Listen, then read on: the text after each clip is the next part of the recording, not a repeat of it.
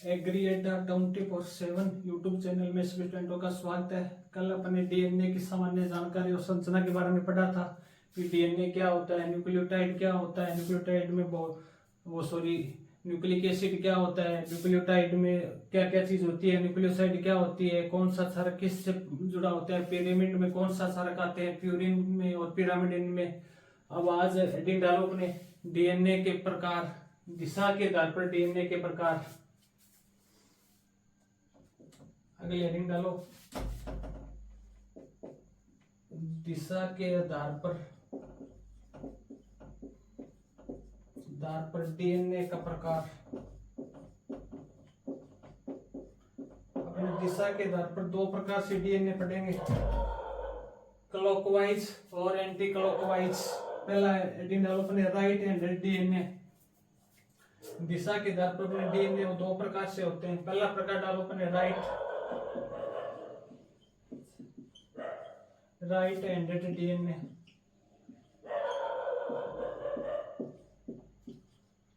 RIGA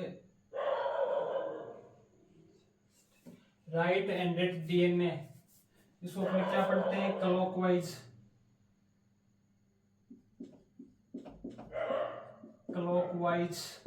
दूसरा होगा अपना लेफ्ट हैंडेड डीएनए, जिसे अपने क्या पढ़ते हैं, एंटी क्लॉकवाइज। अब अपने राइट हैंडेड डीएनए यानी क्लॉकवाइज, इसमें अपने डीएनए एक चार्ट बनाएंगे जिसमें डीएनए के प्रकार, हेलिकेस यानी बेस पेयर की संख्या और डीएनए का व्यास, और चार्ट बनाइए अपने। एक तरफ तो लिखना डीएनए, एक साइड तो लिखना डीएनए के प्रकार, फिर लिखना हेलिकेस,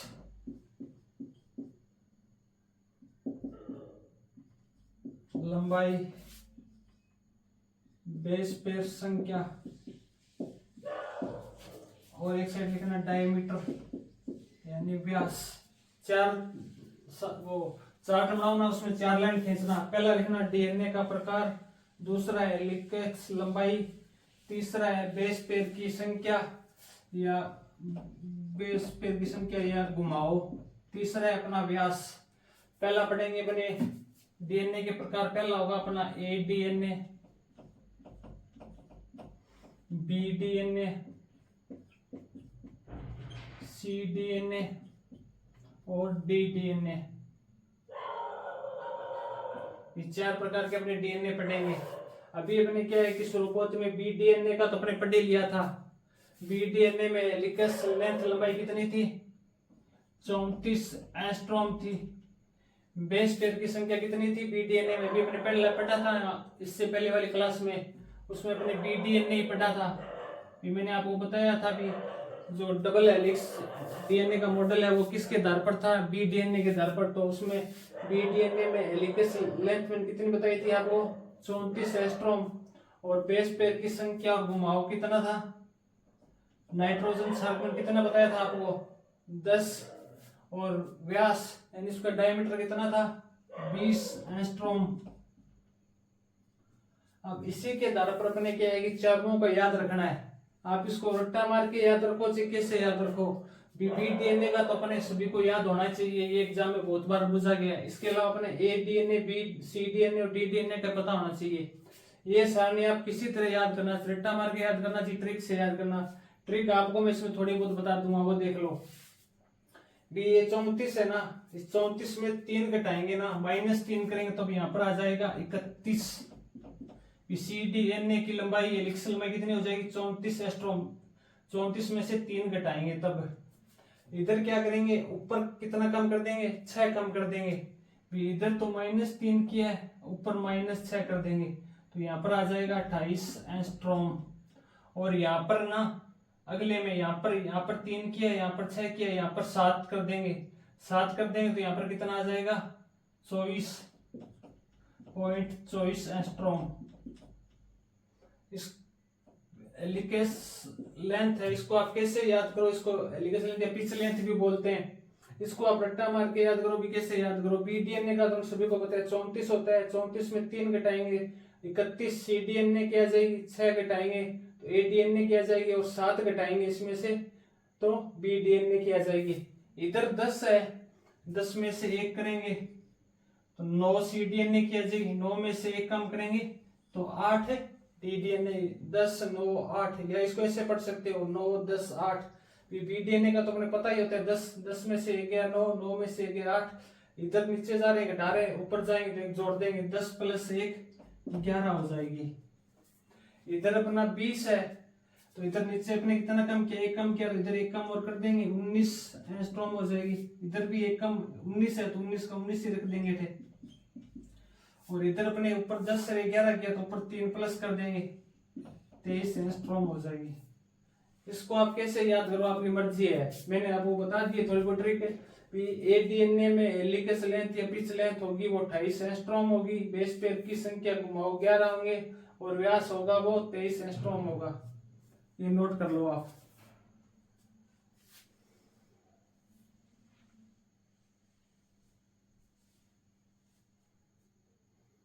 नौ 9.33 है, यहाँ पे थोड़ा ध्यान रखना, 9.33 है। ये अपना क्या है कि राइट हैंडेड डीएनए है।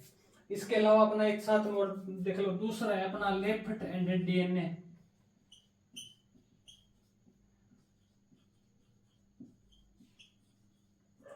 लेफ्ट हैंडेड डीएनए, इसको अपने क्या बोलते हैं, एंटी क्लॉकवाइज।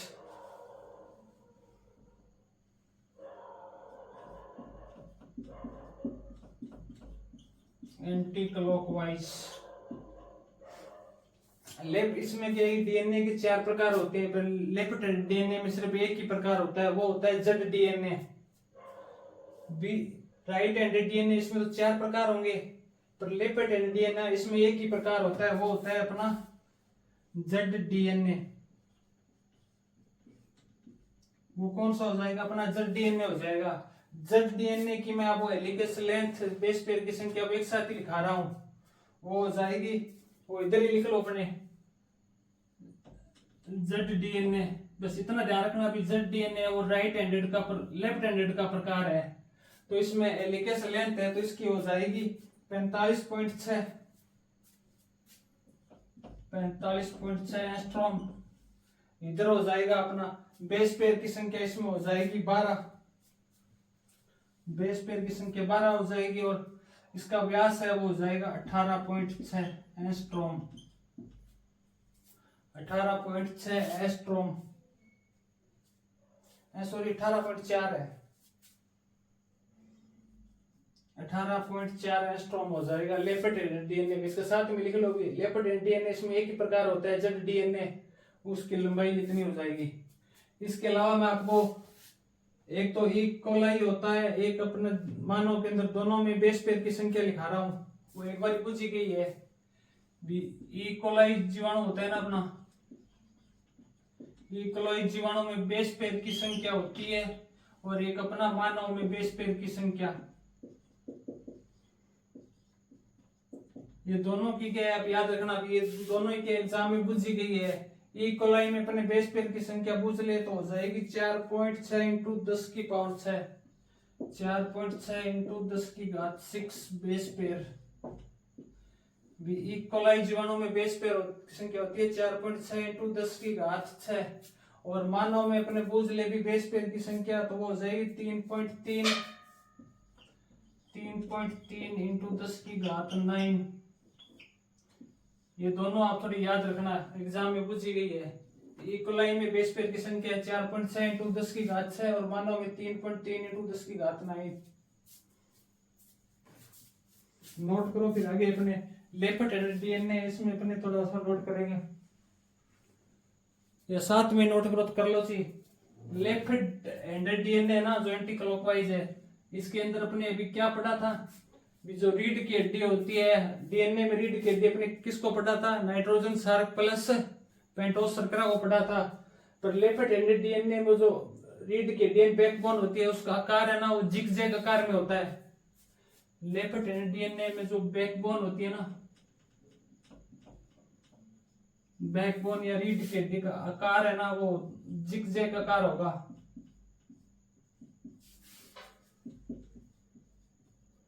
जिगजैग आकार में होती है, आकार तो लिख लिया, आकार है वो कैसा होता है, जिगजैग होता है।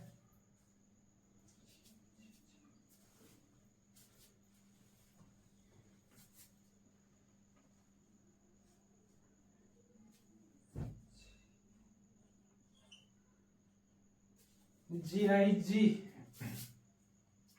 Zig Jack.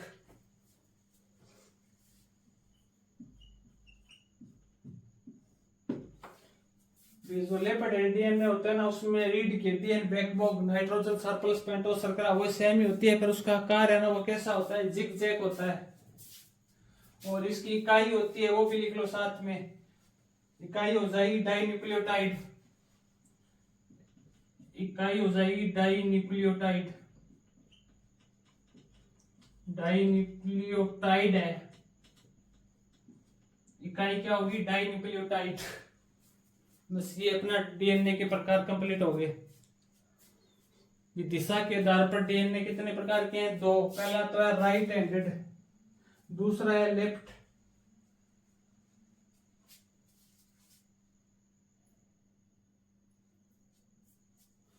दूसरा अपना left.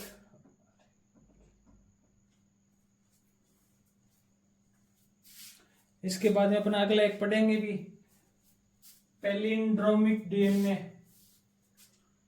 Palindromic DNA, palindromic DNA क्या प्रकार होगा, जिस तरह मलयालम शब्द है ना, उसको आगे से पढ़ो चाहे पीछे से पढ़ो कोई फर्क नहीं पड़ता, एक ही तरह होता है। उसी तरह क्या है कि डीएनए में जो न्यूक्लियोटाइड का क्रम होता है ना, वो दोनों में सेम होता है। जैसे आगे इधर से लो चाहे इधर से लो, जैसे अपने भी पढ़ेंगे।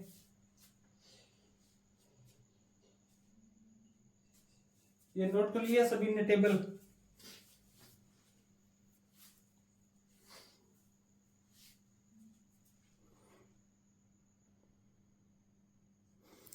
अगले एलडी डालो अपने पैलिंड्रोमिक डीएनए।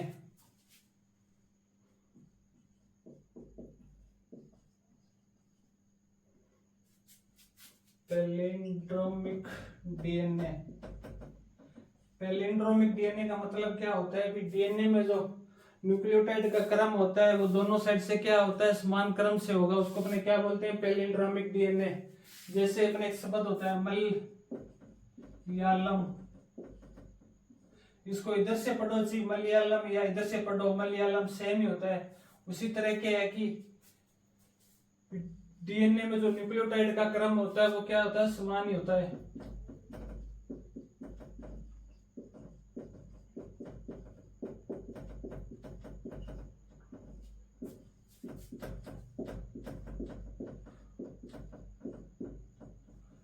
एग्जाम्पल की बात करें तो अपने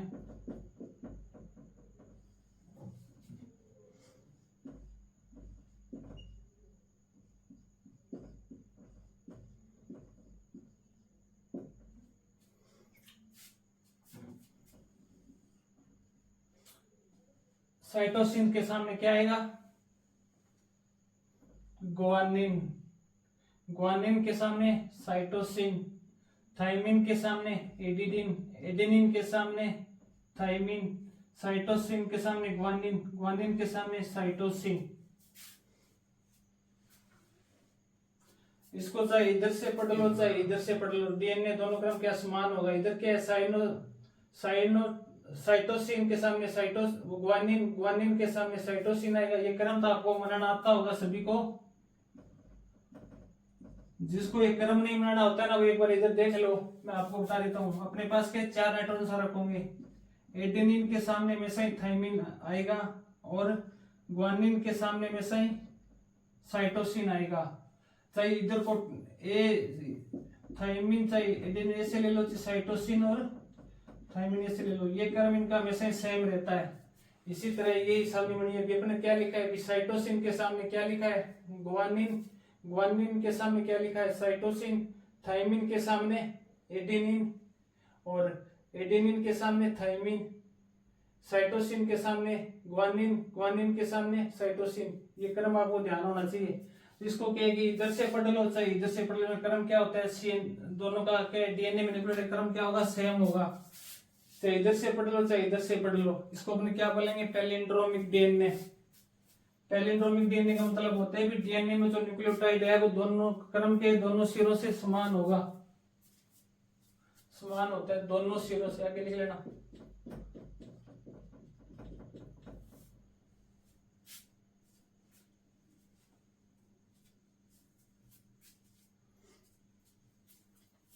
इसके बाद में एक अगला और लिख लो, सेंट्रल डोगमा।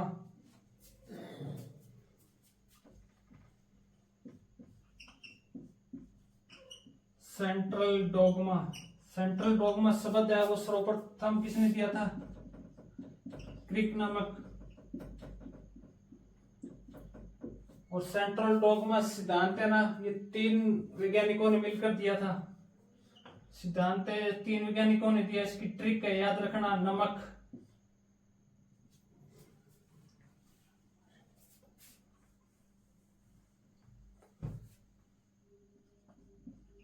नमक,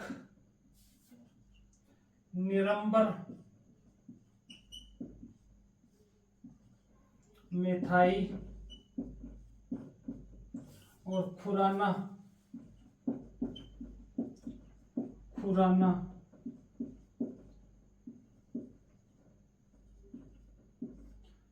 खुराना, नमक,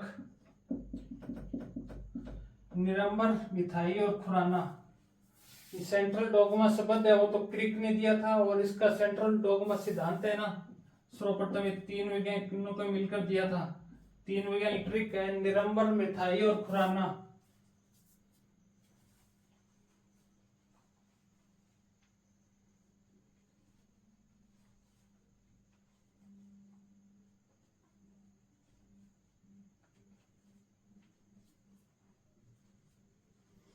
ये नोट करो, फिर अपने आगे पढ़ेंगे। डीएनए से डीएनए का निर्माण, डीएनए से एमआरएनए, एमआरएनए से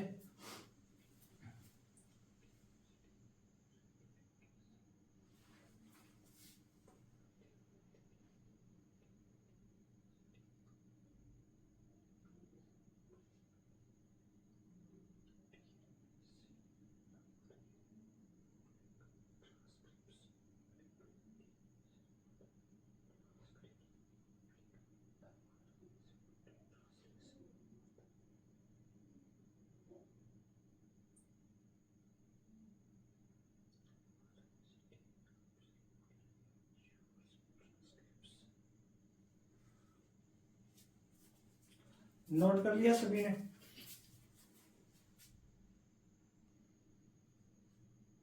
अब आगे अपने पढ़ेंगे भी डीएनए से डीएनए का निर्माण क्या कहलाता है, डीएनए से एमआरएनए का निर्माण क्या कहलाता है, एमआरएनए से प्रोटीन का निर्माण क्या कहलाता है। ये चीज आप ध्यान से पढ़ना और ध्यान से क्या समझना इस चीज को। यहाँ से हर बार क्वेश्चन बना हुआ है। अपने पढ़ेंगे भी डीएनए से डीएनए का निर्माण क्या कहलाता है, रेप्लिकेशन या पुनरावृत्ति। डीएनए से एमआरएनए का निर्माण क्या कहलाता है, ट्रांसक्रिप्शन यानी अनुलेखन। और एमआरएनए से प्रोटीन का निर्माण कहलाएगा ट्रांसलेशन यानी अनुवादन। तो पहले हेडिंग डालो इसके अंदर अपने, डीएनए। डीएनए से डीएनए का निर्माण क्या कहलाएगा, रेप्लिकेशन, या इसको अपने हिंदी में बात करें तो पुनरावृत्ति। इसको अपने द्विगुणन भी बोल सकते हैं। फिर डीएनए से डीएनए का निर्माण क्या कहलाएगा, रेप्लिकेशन। हिंदी में बात करें तो पुनरावृत्ति या द्विगुणन। डीएनए से एमआरएनए का निर्माण, डीएनए से एमआरएनए का निर्माण क्या कहलाता है, ट्रांसक्रिप्शन। डीएनए से एमआरएनए का निर्माण क्या कहलाएगा, ट्रांसक्रिप्शन। हिंदी में बात करें तो अनुलेखन। बहुत बार एग्जाम में पूछा गया है डीएनए से एमआरएनए का निर्माण क्या कहलाता है, ट्रांसक्रिप्शन या अनुलेखन। और एमआरएनए से प्रोटीन का निर्माण क्या कहलाएगा,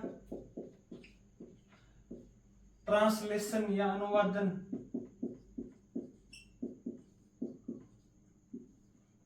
ट्रांसलेशन या अनुवादन।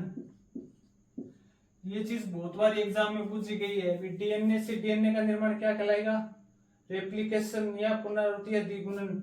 डीएनए से एमआरएनए का निर्माण ट्रांसक्रिप्शन यानी अनुलेखन। और एमआरएनए से प्रोटीन का निर्माण ट्रांसलेशन, अनुवादन। अब एक चीज ध्यान रखना, एमआरएनए से वापस डीएनए का निर्माण कहलाएगा रिवर्स ट्रांसक्रिप्शन। ये चीज भी साथ नोट कर लो।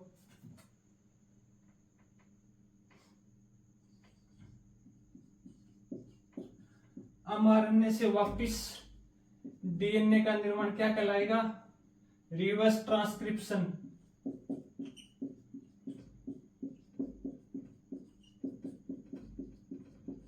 Reverse transcription. mRNA से वापस डीएनए का निर्माण क्या कहलाएगा? Reverse transcription.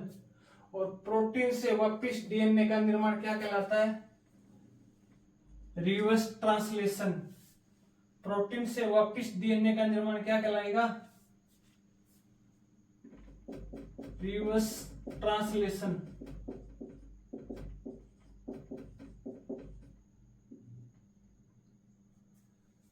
प्रोटीन से वापस डीएनए का निर्माण क्या कहलाएगा?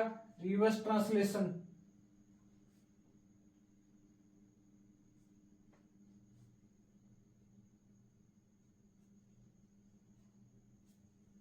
हिंदी में बात करें तो विपरीत अनुलेखन।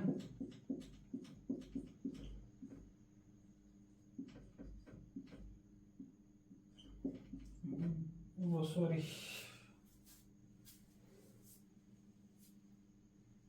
हाँ विपरीत अनुलेखन ही होगा, सही है, अनुवादन नहीं, विपरीत अनुलेखन। अनुवादन तो ट्रांसलेशन प्रोटीन कहलाता है। और वापिस एक बार और देख लो, डीएनए से डीएनए का निर्माण रेप्लिकेशन, डीएनए से एमआरएनए का निर्माण ट्रांसक्रिप्शन या अनुवादन। ये चीज तो ध्यान में रखना, अनुलेखन, ट्रांसक्रिप्शन, ट्रांसलेशन, इसमें कंफ्यूज मत हो जाना। फिर एमआरएनए से प्रोटीन वापिस क्या कहलाता है? ट्रांसलेशन या अनुवादन। फिर एमआरएनए से वापिस डीएनए का निर्माण क्या कहलाएगा? रिवर्स ट्रांसक्रिप्शन या विपरीत अनुलेखन। और प्रोटीन से वापिस डीएनए का निर्माण क्या कहलाएगा? रिवर्स ट्रांसलेशन या विपरीत अनुवादन या विपरीत अनुवादन।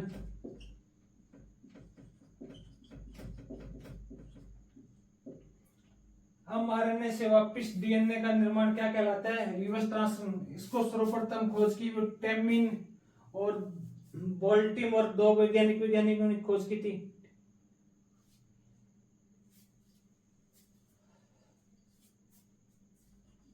इसकी खोज सर्वप्रथम टेमिन और बाल्टीमोर, दो वैज्ञानिकों ने की थी। टेमिन और बाल्टीमोर। एग्जाम्पल की बात करें तो राउसा वायरस होता है ना, वो राउसा सार्कोम,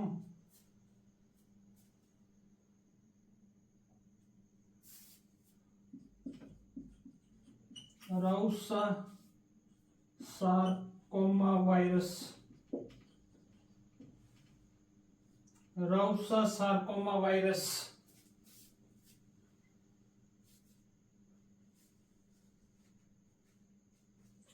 और प्रोटीन से वापिस डीएनए, इसका एग्जांपल हो जाएगा प्रियंस,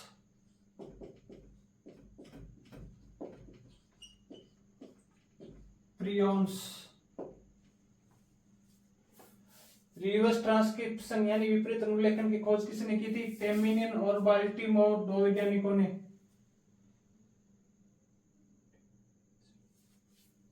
इसलिए इसको टेमिनिज्म भी कहते हैं।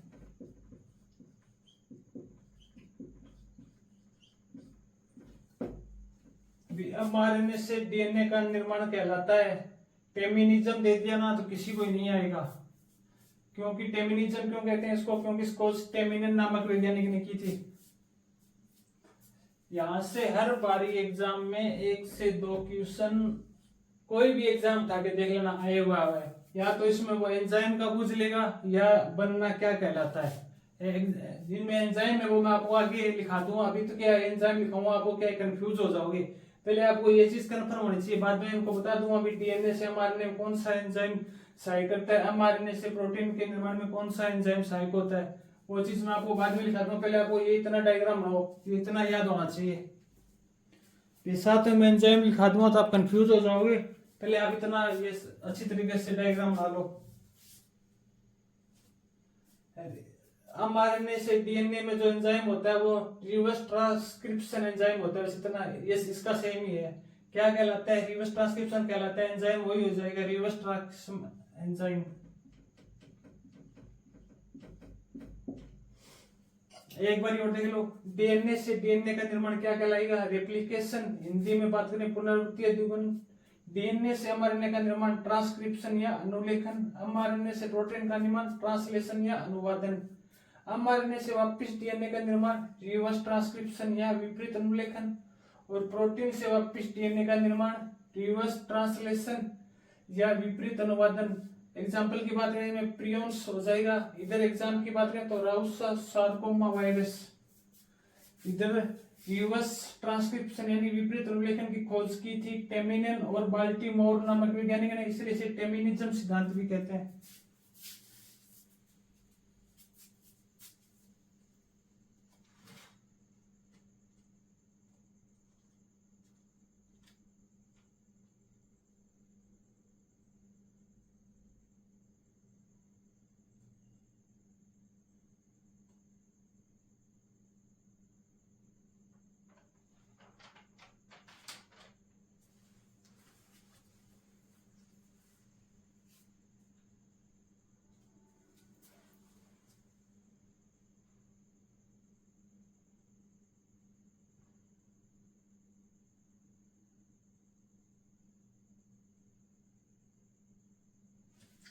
रेप्लिकेशन का मतलब जानते ही होंगे आप, फोटोकॉपी करना। अपने शुरू बहुत याद होगा तो अपने स्टैटिक्स के अंदर मैंने आपको पढ़ाया था रेप्लिकेशन क्या होता है। रेप्लिकेशन का मतलब होता है सेम की सेम फोटोकॉपी तैयार करना, उसको अपने रेप्लिकेशन बोलते हैं। ये तो सभी को पता ही होगा भी रेप्लिकेशन क्या होता है। इसके हिंदी में पढ़े तो सेम आ रहे हैं, पुनरावृत्ति यानी पुनः वही चीज तैयार करना, क्या कहलाता है, रेप्लिकेशन।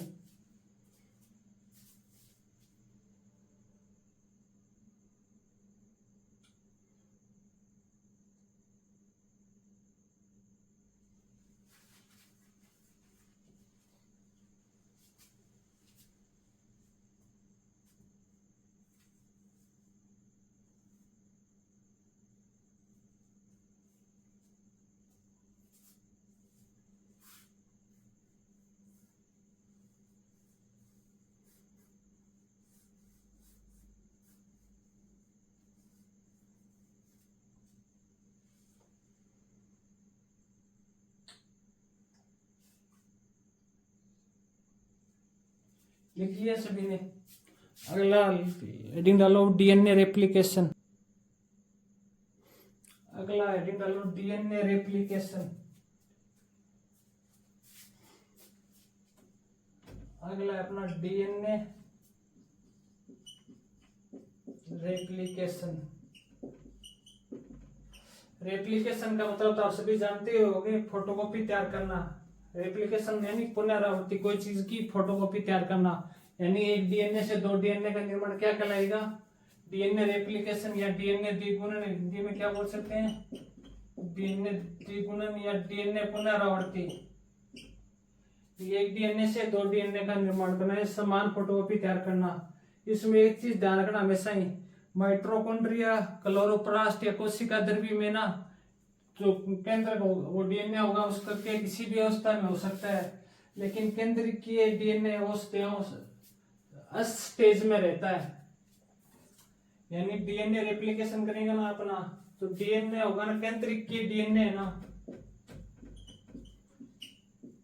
केंद्रीय डीएनए वो अस अवस्था में होता है। और इसके अलावा अपने बात करें कोशिका द्रव्य डीएनए या माइटोकॉन्ड्रिया डीएनए, क्लोरोप्लास्ट डीएनए वे किसी भी अवस्था में हो सकता है।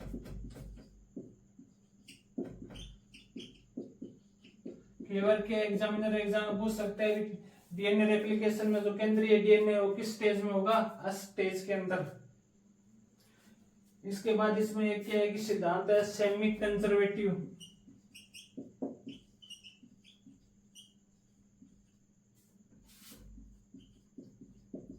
सेमी कंजर्वेटिव ये सिद्धांत है वाटसन और क्रिक नामक वैज्ञानिक ने दिया था, वाटसन व क्रिक ने। सेमी कंजर्वेटिव का मतलब क्या होता है, आधा नया और आधा पुराना। यानी कंजर्वेटिव का मतलब हो जाएगा पूरा का पूरा, पर सेमी का मतलब क्या होता है, आधा नया और आधा पुराना। अपने क्या पढ़ रहे हैं, डीएनए रेप्लिकेशन पढ़ रहे हैं, यानी नया डीएनए बना रहे हैं एक और, तो उसके अंदर अपने एक सेमी कंजर्वेटिव का मतलब होता है आधा नया आधा पुराना। जैसे 3-5 से 5-1, 5-1 प्राइम से 3-1 प्राइम। तो इसमें से अपने क्या है कि नया डीएनए तैयार करेंगे ना,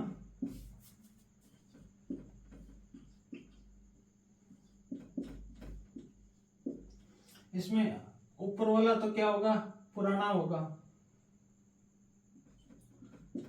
पुराना, और ये वाला नया होगा। इसी तरह 5 से 5 प्राइम से 3 प्राइम और 3 प्राइम से 5 प्राइम में 5 प्राइम ये अपने पुराना वाला रहेगा और 3 प्राइम से 5 वाला ये नया होगा। सेमी कंजर्वेटिव का मतलब क्या होता है, अपने डीएनए रेप्लिकेशन करेंगे, सेमी का आधा नया और आधा पुराना। सेमी कंजर्वेटिव जैसे किसने दिया, वाटसन और क्रिक नाम के वैज्ञानिक दिया। इसमें लिख लेना सेमी मतलब आधा नया आधा पुराना।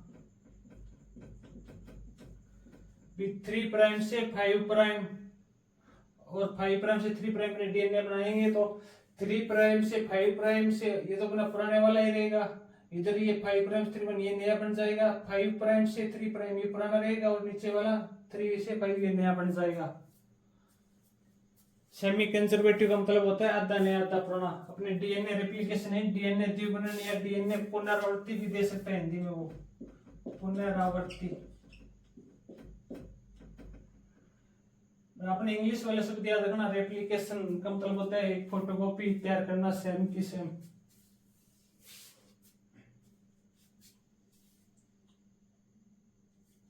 इसके बाद अपनी पढ़ेंगे भी डीएनए रेप्लिकेशन है, इसमें कौन कौन से एंजाइम काम आते हैं। अभी अपने आगे 4 एंजाइम पढ़ेंगे भी। डीएनए वो हेलिकेज एंजाइम होगा, उसका काम क्या होगा भी, डीएनए की क्या है कि दोनों श्रृंखलाएं होगी। जो डीएनए की श्रृंखला होगी ना, जैसे इस तरह ये श्रृंखला होती है डीएनए की, इसमें हेलिकेज एंजाइम क्या करेगा, इसके अंदर कट लगा देगा। उसके बाद में टोपोआइसोमेरेज एंजाइम होगा, जो अपने क्या होगी नाइट्रोजन बेस की लड़ी होती है उसके अंदर वो क्या कट लगाएगा। इसी से अपने अभी आगे पढ़ेंगे। उसमें एंजाइम होते हैं ना, उसके एंजाइम के कार्य बुझ लेते हुए लीकेज एंजाइम है वो क्या काम आता है, टोपोआइसोमेरेज क्या काम आता है। तो पहले आप ये नोट करो, फिर आगे हेडिंग डालेंगे भी।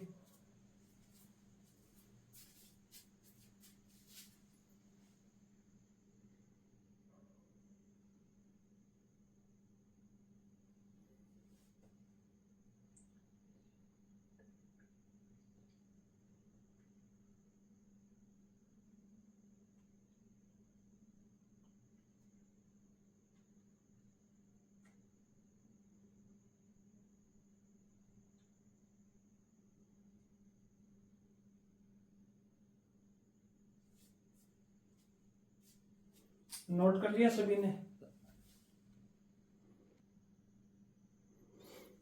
आगे लिखो मैं डीएनए रेप्लिकेशन की प्रक्रिया। डीएनए रेप्लिकेशन की प्रक्रिया, प्रक्रिया में पहला लिखो डीएनए अनजिपिंग। अनजिपिंग मतलब डीएनए को खोलना या अनवाइंडिंग। डीएनए अनजिपिंग के अंदर पहला अपना एंजाइम होगा वो हेलिकेज एंजाइम होगा।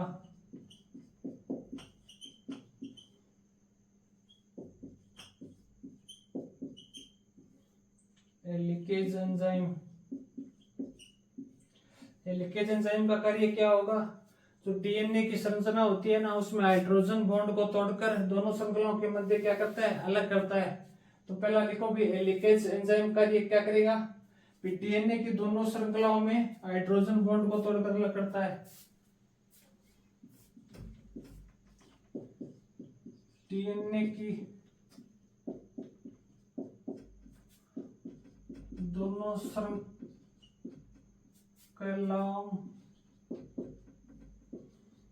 के मध्य हाइड्रोजन बॉन्ड को तोड़ना। डीएनए की दोनों श्रृंखलाओं के मध्य हाइड्रोजन बॉन्ड को तोड़ने का कार्य कौन करता है, हेलिकेज एंजाइम करता है। उसके बाद में अगला एंजाइम होगा अपना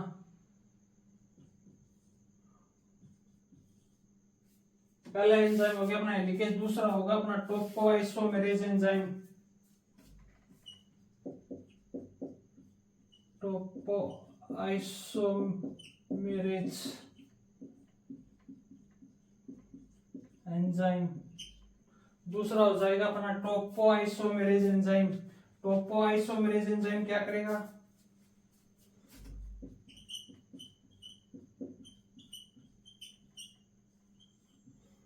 टोपोआइसोमेरेज एंजाइम, ये क्या करेगा, डीएनए की जो दोनों श्रृंखलाएं होंगी ना उसके अंदर क्या है, कट लगाने का काम करता है टोपोआइसोमेरेज, सॉरी डीएनए की एक श्रृंखला में कट लगाकर, डीएनए की एक श्रृंखला में कट लगाकर, डीएनए के एक श्रृंखला में कट लगाकर ये क्या करता है, दोनों श्रृंखलाओं को स्वतंत्रता प्रदान करता है।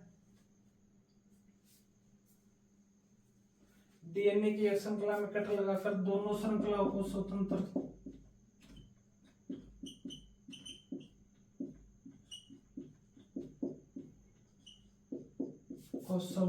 करता है। तो डायग्राम से समझना,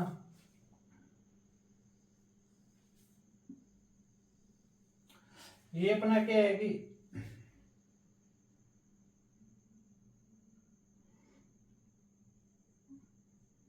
डीएनए, ठीक है, डीएनए की संरचना है अपना, इसमें क्या है कि हाइड्रोजन बॉन्ड के द्वारा क्या है, जुड़ी हुई होती है, ठीक है। इसमें हेलिकेज एंजाइम आएगा ना, वो यहां से चाकू की तरह क्या है कि दोनों श्रृंखलाओं को क्या कर देगा, अलग कर देगा। दोनों श्रृंखलाओं के मध्य कट लगाकर हाइड्रोजन बॉन्ड को तोड़कर अलग कर देगा। उसके बाद में हाइड्रोजन बॉन्ड को तोड़ने के बाद में ये जो दोनों श्रृंखला होती है ना, एक श्रृंखला ये होगी, ये श्रृंखला होगी, इसमें क्या है कि टोपोआइसोमेरेज क्या है कि श्रृंखला में एक श्रृंखला में कंठ लगा कर क्या है कि श्रृंखला पूरी को अलग कर देगा। एक श्रृंखला इधर होगी, एक श्रृंखला इधर होगी, यानी आइसोमेरेज एंजाइम में डीएनए के दोनों हाइड्रोजन बॉन्ड को तोड़ रहा है, तो टोपोआइसोमेरेज एंजाइम डीएनए की श्रृंखला में कट लगाकर दोनों श्रृंखलाओं क्या कर रहा है, स्वतंत्रता प्रदान कर रहा है।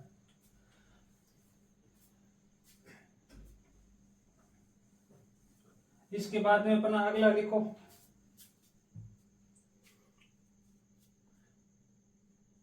डीएनए गायरेज एंजाइम, अगला है अपना डीएनए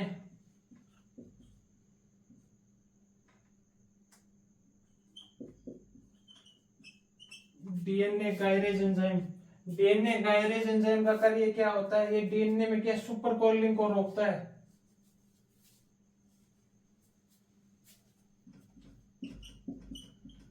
डीएनए सुपर कोलिंग को रोकता है, ये चीज मैं आपको डायग्राम से समझाऊंगा, आपको एक बार डायग्राम बना के बताऊंगा अभी डीएनए सुपर कोलिंग क्या होता है। इसके बाद में दो प्रोटीन होती है, एक तो होती है हेलिक्स डिस्टेबलाइजिंग प्रोटीन, इसके बाद में अपन तीन तो एंजाइम हो गए, दो प्रोटीन होगी अपनी, एक तो होगी हेलिक्स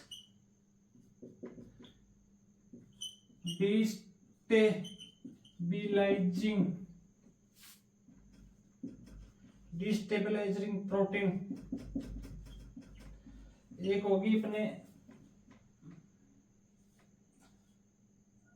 एसएसबी प्रोटीन यानी सिंगल स्ट्रैंड बॉन्डिंग, एक होगी अपनी हेलिक्स डिस्टेबलाइजिंग प्रोटीन। इस प्रोटीन का काम क्या होगा, ये प्रोटीन है ना, ये दोनों श्रृंखला डीएनए की दोनों श्रृंखलाओं में क्या है, रिकॉलिंग होने से रोकेगी, दोनों श्रृंखलाओं में रिकॉलिंग को रोकती है।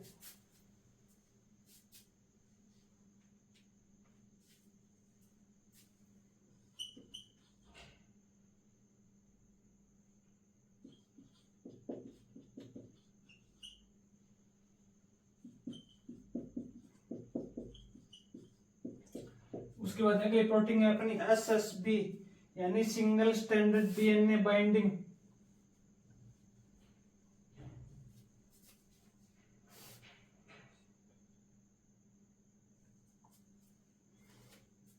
Single stranded DNA binding protein है। ये दोनों श्रृंखलाओं में क्या है कि लूप या मोड बनने से रोकती है।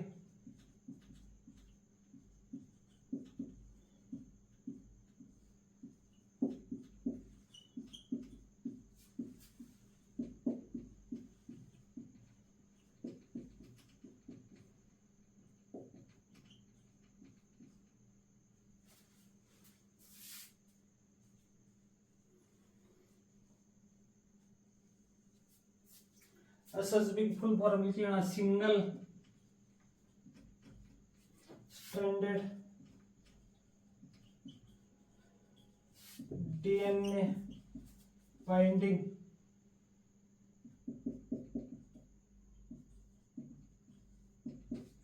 Single stranded DNA binding protein.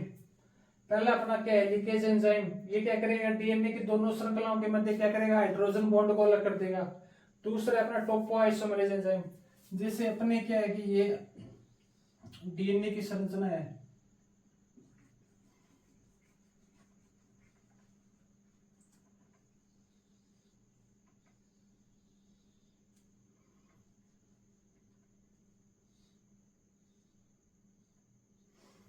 यहां से सर्वप्रथम क्या है, ये हाइड्रोजन बॉन्ड होगा दोनों के मध्य। इसमें चाकू की आकार में लीकेज एंजाइम क्या करेगा, इन हाइड्रोजन बॉन्ड को बॉन्ड इनको तोड़ देगा। उसके बाद में टोपोआइसोमरेज एंजाइम में डीएनए की क्या है कि श्रृंखला में कट लगाकर इनको क्या अलग कर देगा। अलग करने के बाद में इसके बाद अगला होगी अपनी हेलिक्स डिस्प्लेज प्रोटीन। ये दोनों श्रृंखलाओं में क्या है, रिकॉलिंग होने से रोकेगी। यानी इसके ऊपर क्या है कि जो जुड़े यहाँ पे बने क्या होंगे, नाइट्रोजन बेस होंगे, जैसे एडेनिन, थाइमिन, साइटोसिन, थाइमिन।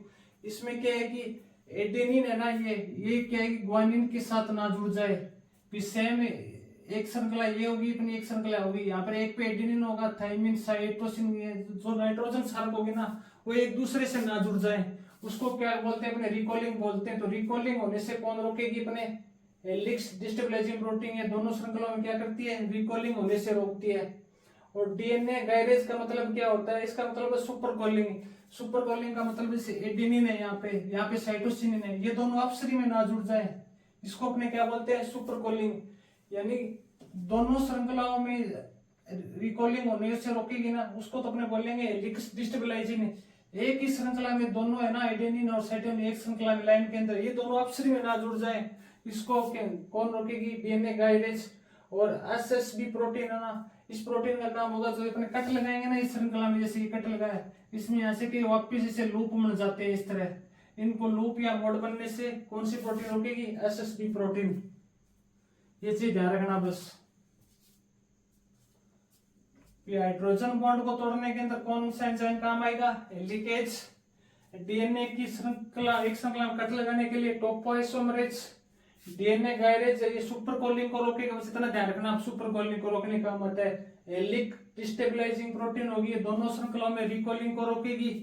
एक श्रृंखला में रिकॉलिंग आ जाए, सुपर कॉलिंग बोलेंगे, जिससे डीएनए गायरेज होगा। और श्रृंखलाओं में लूप यानी मोड बनने से कौन सी एंजाइम रोकती है, single stranded DNA binding protein.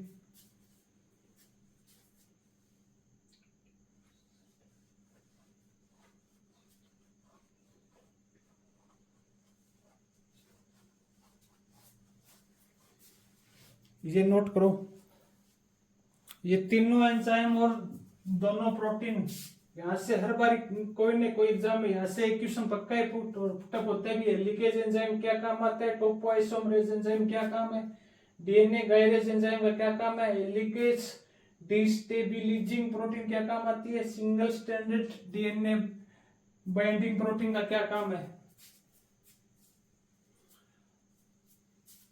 श्रृंखलाओं में लूप या मोड बनने से कौन सी प्रोटीन होती है, एक बार इस डायग्राम से और समझ लो।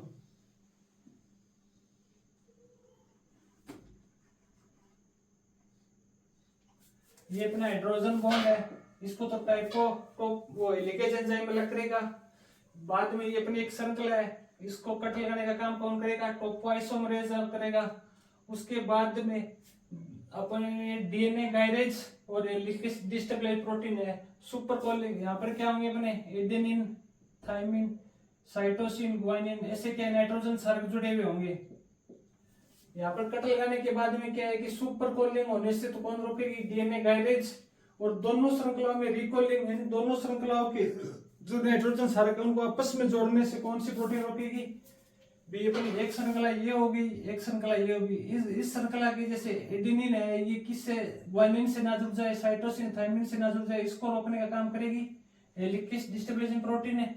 और एडेनिन और ग्वानिन दोनों ही है, इस लाइन के दोनों आपस में ना जुड़ जाए, इसको रोकने का काम कौन करेगी, हेलिक्स डिस्टेबलाइजिंग प्रोटीन है। और ये अपनी क्या है कि इसके अंदर लूप या मोड बनने से कौन रोकेगी, एसएसबी प्रोटीन। बस ये चीज ध्यान रखना।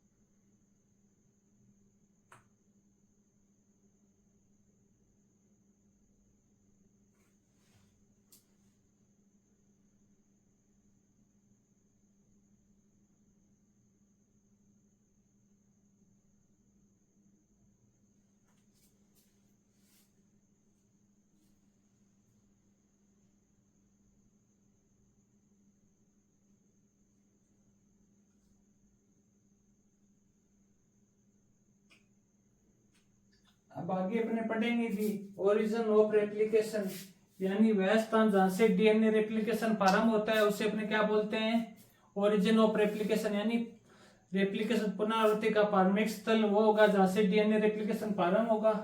उस प्रारंभ होने के बाद में सर्वप्रथम जो आरएनए पॉलीमरेज एंजाइम होता है वो सर्वप्रथम कहां पर आकर जुड़ेगा, रेप्लिकेशन प्रारंभ करने के लिए आवश्यक बोलते हैं तो कौन सा एंजाइम होगा, आरएनए प्राइमरेज।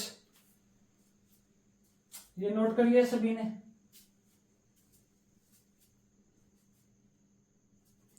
जल्दी से नोट करो।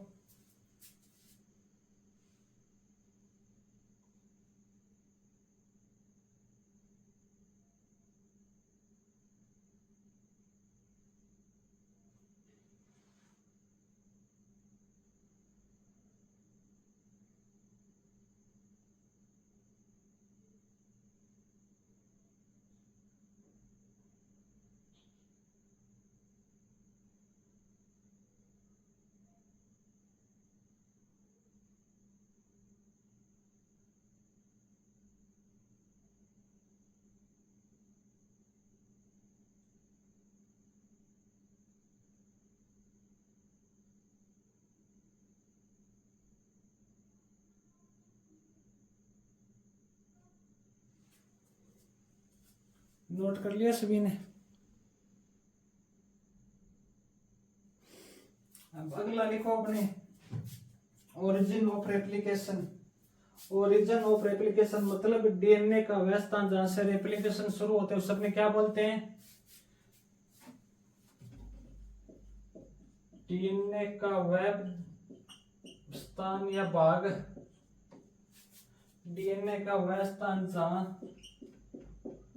से रेप्लिकेशन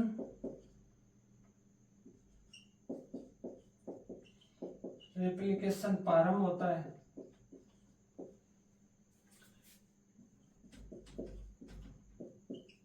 उसे अपने क्या बोलेंगे, ओरिजिन ऑफ रेप्लिकेशन।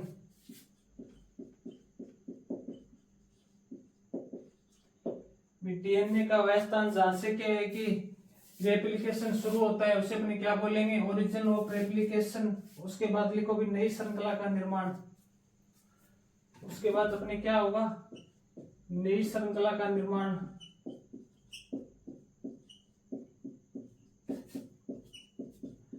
नई श्रृंखला निर्माण के अंदर सर्वप्रथम आरएनए प्राइमरेज एंजाइम होता है, वो क्या करता है, रेप्लिकेशन प्रारंभ करने के लिए अति आवश्यक होता है। अगली लाइन लिखना भी आरएनए प्राइम, अगली हेडिंग डालना भी नई श्रृंखला का प्रारंभ। फिर इसमें लिखना आरएनए प्राइमरेज,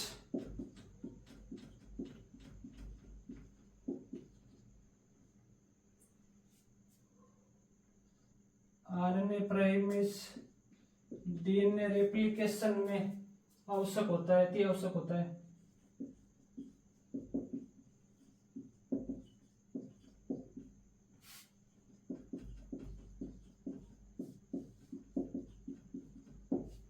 नई श्रृंखला का निर्माण करने के लिए सर्वप्रथम किसकी जरूरत पड़ेगी, अपने आरएनए प्राइमरेज है वो डीएनए रेप्लिकेशन में क्या होता है, आवश्यक होता है। नई श्रृंखला का निर्माण है वो हमेशा ही ध्यान रखना, नई श्रृंखला का निर्माण है वो 5 प्राइम से 3 प्राइम की ओर होता है। 5 प्राइम से 3 प्राइम की ओर नई श्रृंखला का निर्माण होता है। और नई श्रृंखला का निर्माण है वो 2 प्रकार से होगा। एक तो होगा लीडिंग स्ट्रैंड, दूसरा होगा लेगिंग स्ट्रैंड। लीडिंग स्ट्रैंड होते हैं, इसको अपन सतत या कंटिन्यूस बोलते हैं हिंदी में, सतत या कंटिन्यूस। लेगिंग स्ट्रैंड को बोलते हैं अपने असतत या डिसकंटिन्यूस। लेगिंग स्ट्रैंड होता है ना अपना जो असतत या डिसकंटिन्यूस, इसके अंदर जो खंड बनते हैं ना ओकाजाकी खंड बनते हैं। इसके अंदर लेगिंग स्ट्रैंड के अंदर खंड बने उनको अपने क्या बोलते हैं, ओकाजाकी खंड।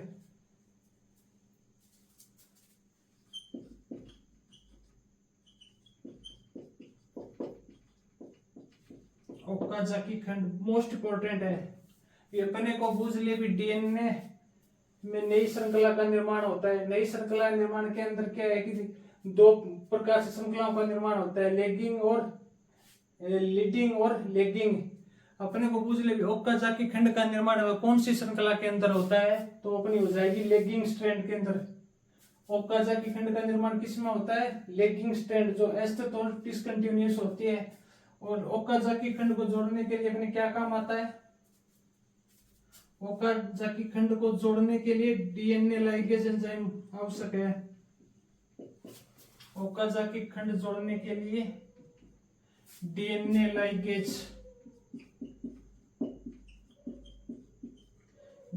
Ligase enzyme. पहली बात हमेशा ध्यान रखना भी ओकाजाकी खंड का निर्माण है वो लेगिंग स्ट्रैंड के अंदर होगा, जिसे अपने एस या डिसकंटिन्यूअस बोलते हैं। और ओकाजाकी खंड को जोड़ने के लिए कौन सा एंजाइम उपयोगी होता है? DNA ligase enzyme. एक बार दोबारा समझ लो। पहला है अपना ओरिजिन ऑफ रेप्लिकेशन, यानी डीएनए का वह स्थान जहां से कि रेप्लिकेशन शुरू होगा उसे अपने क्या बोलेंगे? Origin of replication. पहले अपने शुरुआत अपने क्या काम किया था? डीएनए को क्या किया था? दो भागों में बांटना का काम, यानी डीएनए में क्या लगाए? कट लगाए थे। उसके लिए अपने 3 तो एंजाइम थे और 2 प्रोटीन थी। डीएनए में कट लगाने के बाद में क्या भी नई श्रृंखला का निर्माण हुआ। नई श्रृंखला का निर्माण करने के लिए अपने आरएनए प्राइमेज एंजाइम होता है, वो बहुत इंपॉर्टेंट होता है। यूं माने तो कहते भी डीएनए का श्रृंखला का निर्माण है, नई श्रृंखला का, उसमें आरएनए प्राइमर एंजाइम के स्वरूप में शुरुआत करता है। उसके बाद वो श्रृंखला निर्माण, वो उसका निर्माण है हमेशा ध्यान रखना 5 प्राइम से 3 प्राइम की ओर होगा। नई श्रृंखला बनेगी, उसका पहला सिरा 5 प्राइम से 3 प्राइम की ओर जाएगा। श्रृंखला होगी वो 2 प्रकार से होगी, लीडिंग स्ट्रैंड और लेगिंग स्ट्रैंड। लीडिंग स्ट्रैंड को अपने बोलेंगे कंटिन्यूस या सतत, और लेगिंग स्ट्रैंड को बोलेंगे अपने असतत या डिसकंटिन्यूस। जो अपना लेगिंग स्ट्रैंड होगा उसके अंदर ओकाजाकी खंड बनेंगे। ओकाजाकी खंड को जोड़ने के लिए डीएनए लाइगेज एंजाइम इंपॉर्टेंट होता है, ये चीज नोट करो। ओकाजाकी खंड वाला बहुत इंपॉर्टेंट है। खंड ओकाजाकी खंड कौन से स्ट्रैंड में बनते हैं और कौन सा एंजाइम को जोड़ने में सहायक होता है, ये चीज ध्यान में रखना।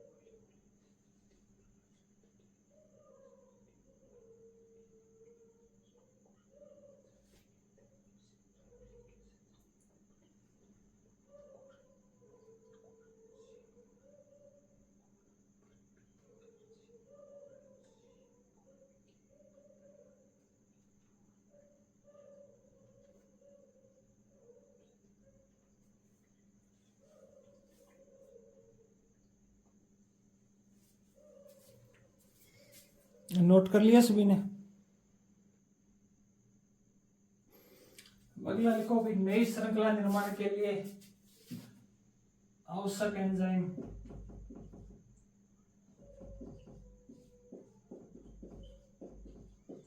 नई श्रृंखला के लिए आवश्यक एंजाइम लिखो मैंने पहला DNA polymerase enzyme.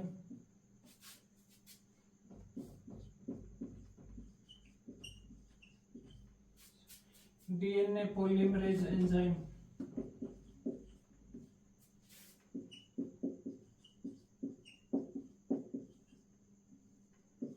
DNA polymerase enzyme. नई श्रृंखला निर्माण के लिए अपने एंजाइम की जरूरत पड़ेगी। अपना एंजाइम कौन सा होगा? DNA polymerase enzyme. DNA polymerase enzyme के अपने क्या है अलग अलग प्रकार पड़ेंगे। यूकेरियोटिक कोशिका में अलग होगा, प्रोकैरियोटिक कोशिका में अलग होगा। तो आगे लिखना डीएनए पॉलीमरेज एंजाइम, आगे लिखना इसके प्रकार। पहला लिखो भी प्रोकैरियोटिक कोशिका में।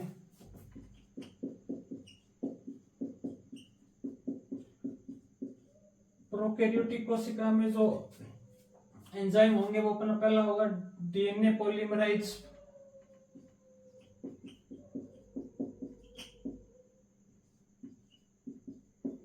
DNA polymerase enzyme first. दूसरा हो जाएगा डीएनए पॉलीमरेज एंजाइम सेकंड। और तीसरा हो जाएगा अपने डीएनए पॉलीमरेज एंजाइम थर्ड। यानी प्रोकैरियोट कोशिका में 3 प्रकार के डीएनए पॉलीमरेज एंजाइम होगा। डीएनए पॉलीमरेज एंजाइम फर्स्ट होगा, इसको अपने कोरनबर्ग एंजाइम भी कहते हैं, कोरनबर्ग एंजाइम भी कहते हैं। दूसरा है डीएनए पॉलीमरेज सेकंड और डीएनए पॉलीमरेज थर्ड, इसे अपने रेप्लिकेस एंजाइम भी कहते हैं, रेप्लिकेस एंजाइम भी कहते हैं। फिर डीएनए पॉलीमरेज फर्स्ट है, इसका दूसरा नाम क्या है, कोरनबर्ग एंजाइम। और डीएनए पॉलीमरेज थर्ड है एंजाइम, इसका नाम है रेप्लिकेस एंजाइम। ये सबसे अधिक महत्वपूर्ण होता है, यानी डीएनए पॉलीमरेज थर्ड या रेप्लिकेस एंजाइम है, ये सबसे अधिक महत्वपूर्ण होता है, सबसे अधिक सक्रिय लिखना, ये सबसे अधिक सक्रिय होता है, ये सबसे अधिक महत्वपूर्ण या सबसे अधिक सक्रिय होता है। और डीएनए पॉलीमरेज सेकंड होता है, ये सबसे कम सक्रिय होता है। नई श्रृंखला के निर्माण के लिए आवश्यक एंजाइम हो जाएगा डीएनए पॉलीमरेज। पहला अपना प्रोकैरियोट कोशिका में 3 प्रकार के एंजाइम होंगे, डीएनए पॉलीमरेज फर्स्ट जिसे कोरनबर्ग कहते हैं, और डीएनए पॉलीमरेज थर्ड जो रेप्लिकेस कहते हैं, जो सबसे अधिक सक्रिय सबसे अधिक महत्वपूर्ण होता है। और डीएनए पॉलीमरेज सेकंड होता है, वो सबसे कम होता है। अगला लिख लेना अपने यूकेरियोटिक कोशिका में, यूकेरियोटिक कोशिका में डीएनए पॉलीमरेज एंजाइम है,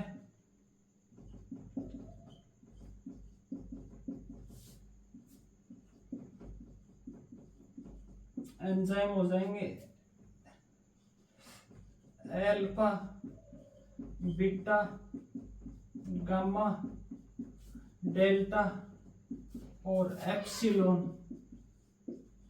एप्सिलॉन, एप्सिलॉन का सिग्नेचर ऐसे होता है, डेल्टा, अल्फा, बीटा और गामा।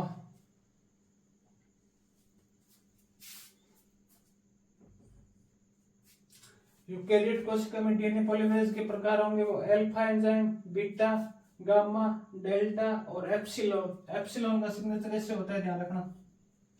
ये अपने डीएनए श्रृंखला निर्माण के लिए पहला एंजाइम अपना डीएनए पॉलीमरेज। प्रोकैरियोट कोशिका में 3 प्रकार के होंगे। अगला अपना यूकेरियोटिक कोशिका में अल्फा, बीटा, गामा, डेल्टा और एप्सिलॉन।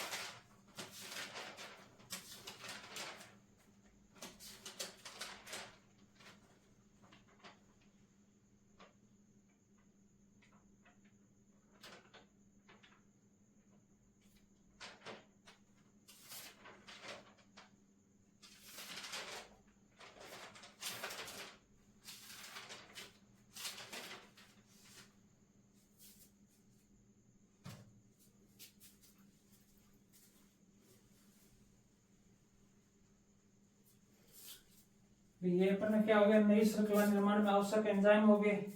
इसके बाद अपने पढ़ेंगे भी आरएनए और डीएनए में थोड़ा बहुत डिफरेंस होता है, वो पढ़ लेंगे। भी डीएनए में तो क्या होता है, भी डीऑक्स पेंटोज शर्करा होगी, वो डीऑक्सी राइबोज शर्करा हो जाएगी।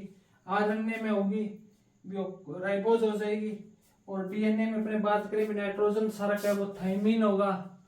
और आरएनए में थाइमिन की जगह क्या आ जाएगा, यूरेसिल आ जाएगा। ये चीज अपने क्या है, आपको आगे नोट करा दूंगा भी, ये चीज बहुत इंपॉर्टेंट है। डीएनए में नाइट्रोजन थाइमिन होगा ना, वो आरएनए के अंदर थाइमिन की जगह क्या आ जाएगा, यूरेसिल आ जाएगा। डीएनए वो डबल स्टैंडर्ड होते हैं और आरएनए वो अधिकांशतः क्या होते हैं, सिंगल स्टैंडर्ड होते हैं। तो इसके नोट करो, उसके बाद अपने लिख लेंगे डीएनए आरएनए में 2-3 डिफरेंस है। उसके बाद अपने आरएनए पढ़ेंगे। mRNA, tRNA, rRNA, वो तीनों अपने प्रकार पढ़ेंगे।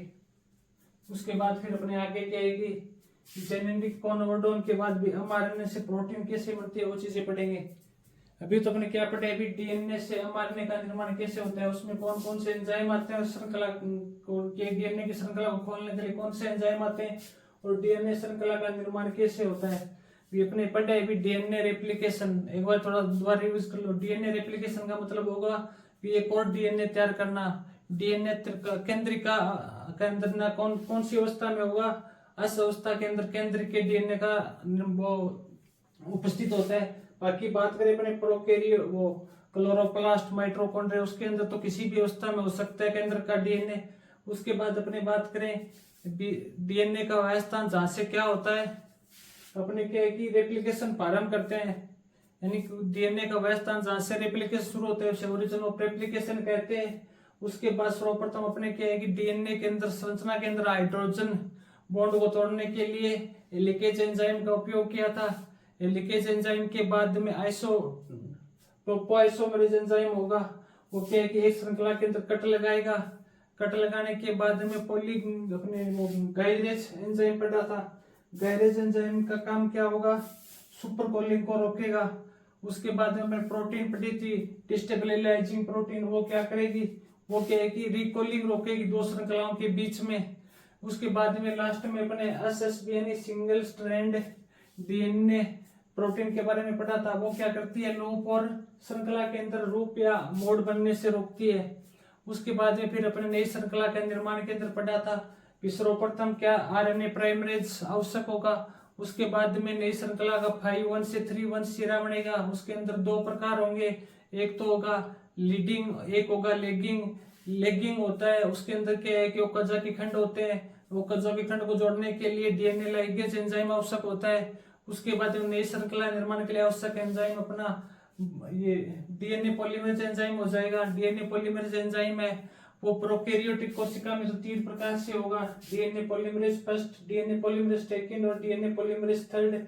और यूकैरियोटिक कोशिका में डीएनए पॉलीमरेज है वो अल्फा, बीटा, गामा और एप्सिलॉन के रूप में उपस्थित होता है।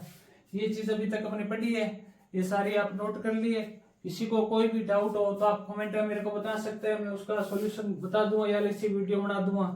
फिर एक दिन अपने क्या है कि जिसके जो भी क्या है कि चीज समझ में नहीं आ रही अपने एक सॉल्यूशन वीडियो रख लेंगे ऑनलाइन, उसके अंदर आप मेरे को बता देना, मैं आपको बता दूंगा। उसके बाद अपने अगला लिखो, अगला हेडिंग डालो डीएनए और आरएनए में अंतर। अब आगे डालो अपने हेडिंग डीएनए और आरएनए में अंतर।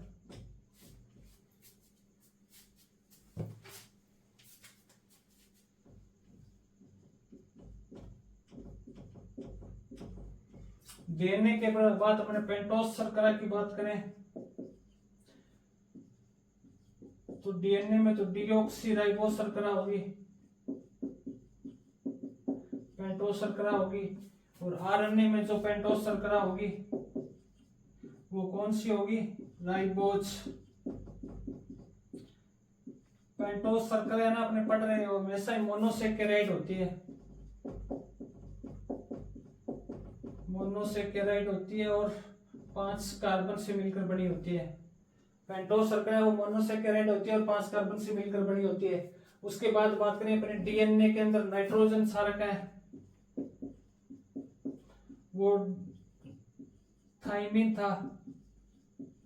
डीएनए में अपने नाइट्रोजन क्षारक थाइमिन पढ़ रहे थे, बी एक के सामने क्या आ रहा था, थाइमिन पढ़ रहे थे अपने, या थाइमिन के सामने क्या आ रहा था, एडेनिन आ रहा था। लेकिन वो आरएनए के अंदर नाइट्रोजन क्षारक है वो थाइमिन की जगह क्या हो जाएगा, यूरेसिल हो जाएगा, यूरेसिल। अभी आगे अपने क्या है कि नई श्रृंखला बनाएंगे ना तो एडेनिन के सामने क्या पढ़ेंगे अपने यूरासिल, या यूरासिल के सामने क्या पढ़ेंगे अपने एडेनिन। ये चीज अपने क्या है थोड़ा ध्यान रखना। डीएनए में क्या है नाइट्रोजन क्षारक थाइमिन होता है और आरएनए में थाइमिन की जगह यूरेसिल आ जाएगा, यू। इसके बाद में अपने को पता है अभी डीएनए अधिकांशतः क्या होते हैं, डबल स्टैंडर्ड होते हैं, डबल स्टैंडर्ड होते हैं। और आरएनए अधिकांशतः क्या होते हैं, अधिकांश आरएनए क्या होते हैं, सिंगल स्टैंडर्ड होते हैं।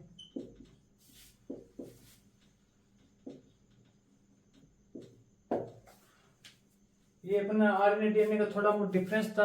अभी ये मेन अपने ध्यान रखना, अभी पेंटोस शर्करा वो नाइट्रोजन सारे का ना थाइमिन होता है, इधर यूरेसिल होता है। इसके बाद में कल अपने आरएनए के प्रकार पढ़ेंगे भी, हम आरएनए क्या होते हैं, टीआरएनए क्या होता है और आरएनए क्या होता है।